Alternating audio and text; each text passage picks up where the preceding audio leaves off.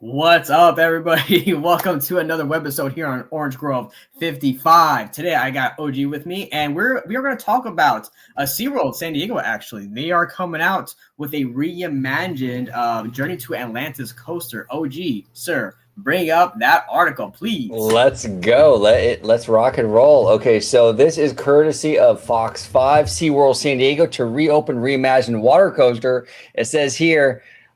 Journey to Atlantis first debuted in 2004. I remember that because it was Disneyland Resort at DCA was opening Tower of Terror. Mm-hmm. Universal was doing The Mummy.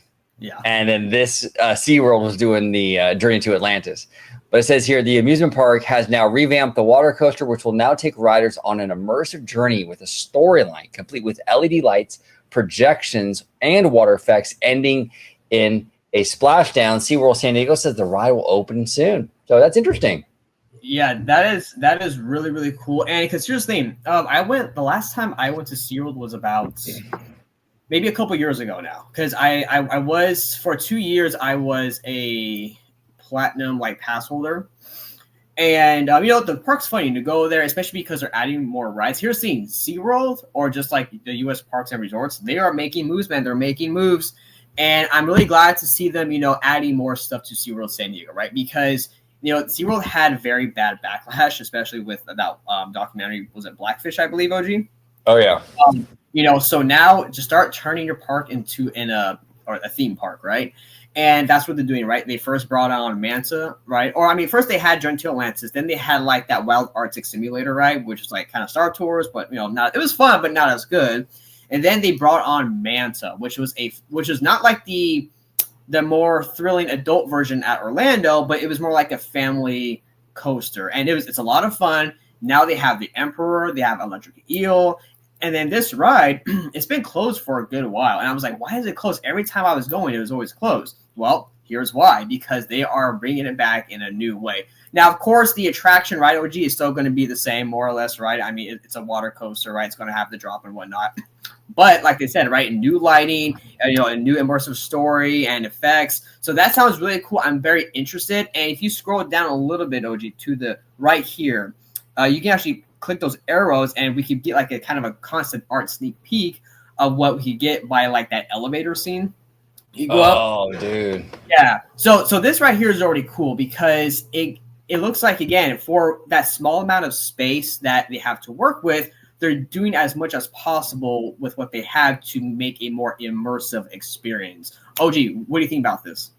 Yeah, this looks pretty dope, dude. I like what they're doing with the aesthetics. It kind of reminds me of Disney's Atlantis, where you have the ancient civilization, but then you have these little accents of the glowy. I don't know what else to call it. The glowy. So yeah, I like that a lot. That's a cool aesthetic, absolutely. And then we have more of that here. But this looks pretty sick, man. This attraction needs it. It definitely does. I have ridden this, but it's been a really long time. I think the last time I rode this was probably around the time it opened in 2005. So it's been a while. So yeah, I'm excited, man. I want to go to SeaWorld again very, very soon. I haven't been in a really long time. It's just so far from you too, It's it's 2+ hours, it's really, really far, but it's let me see. Okay, so I rode this in 2005, but the last time I went to SeaWorld, I didn't ride it. So and the last time, and that was 2014. So okay. Yeah, even 2014 though is over a decade ago now. So yeah. No, it's been a lot of time, and of course, right? This attraction, if you guys haven't been on it, it's a lot of fun, right? And I'm really happy that they are bringing this attraction back in with, again, new technology, new lighting effects. Look this. This appears to be new kind of projections, which I think they really needed for this attraction, right? And again, a new, more immersive story, right? So that's good because the story has always been kind of, what the kind of premise is, but it's not very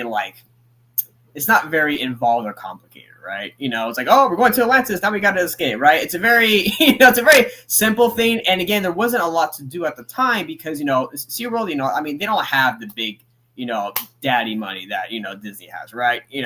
So they they have to work with what they have. Now it looks like we're going to get state of the art, or at least updated effects, and I think music too. Probably we'll get some new music for this to go along with it. So yeah. I'm really excited, and it's good to see that SeaWorld is starting to improve their current attractions, right? Not only adding attractions, newer attractions, but also improving ones that they've had for a long time. Yeah, so, it's interesting. SeaWorld's in an interesting position right now because they made a promise. They made a pledge that when all the orcas that they currently have in captivity pass away, and this could be years from now, because you're looking at these orcas live like human life expectancies, basically. You know what I'm saying? I mean, they live a really long time, but they made a promise when these orcas pass away, when the last orca dies, they're not going to use orcas anymore. Right. Yes. That's it. So, and that was really their bread and butter. I mean, it's Shamu. Like, that's the mascot of the park. It's like it is. Right. It's like Mickey Mouse. Right. So, SeaWorld has been in sort of this reinvention mode, and that's a good thing to do, because when those orcas are gone and you don't have those anymore, you're going to have to figure a way to sort of remain relevant. And a way to do that is through more like sea themed, like roller coasters, boat rides, attractions, to kind of offset the loss of the orcas, And I do think, honestly, and I don't want to get too, I guess, political, I guess it would be called, but I'm not like a super like PETA guy, right? You know what I'm saying? But I will say, though, the last time I was at SeaWorld in 2014, I don't know. There was something about the orcas in particular that was kind of depressing to me.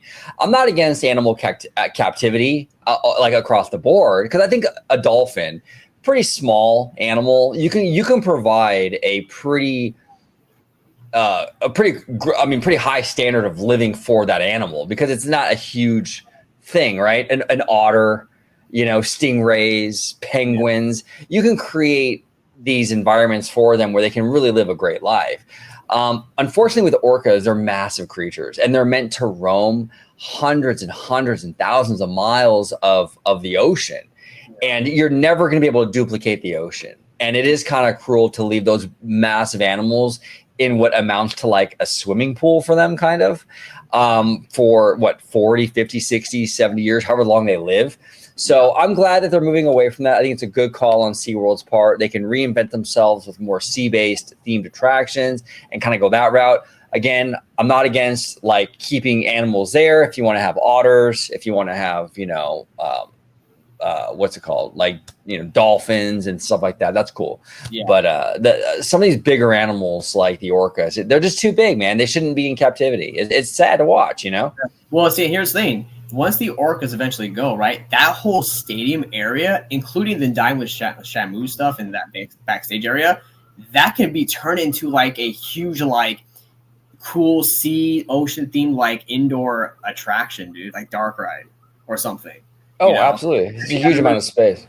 Yeah. Now, Osh, I have a question for you, right? Because Shamu, right, is the orca is the mascot for SeaWorld. Do you think once those eventually go, one, they change the mascot, and two, do you think like maybe they should go in a more mythological, fictional route in terms of sea ocean based attractions, or for a mascot? That's interesting. I mean, I like your idea, definitely, of like the mythical sea attractions. You're kind of getting that with Atlantis. I'd like them to kind of explore that more. That's a great idea.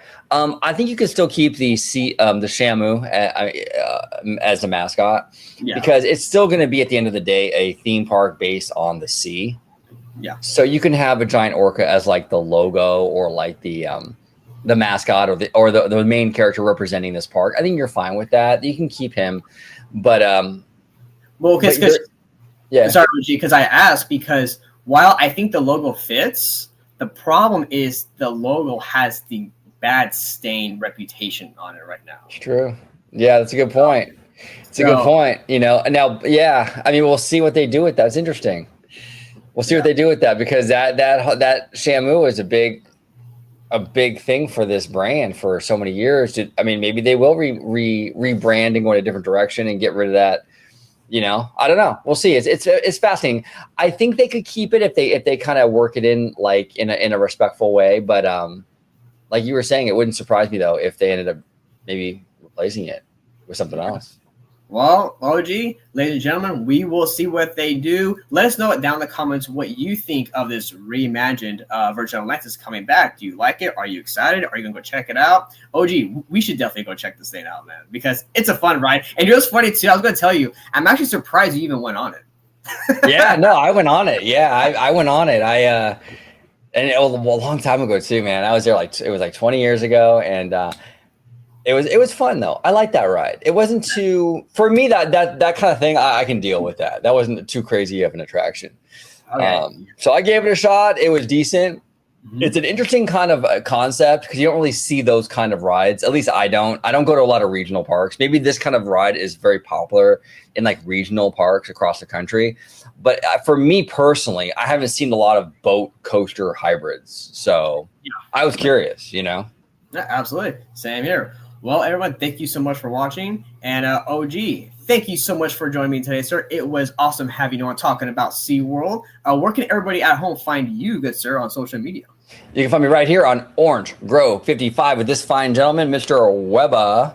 But yeah, we talk theme parks here. We talk studio, streaming.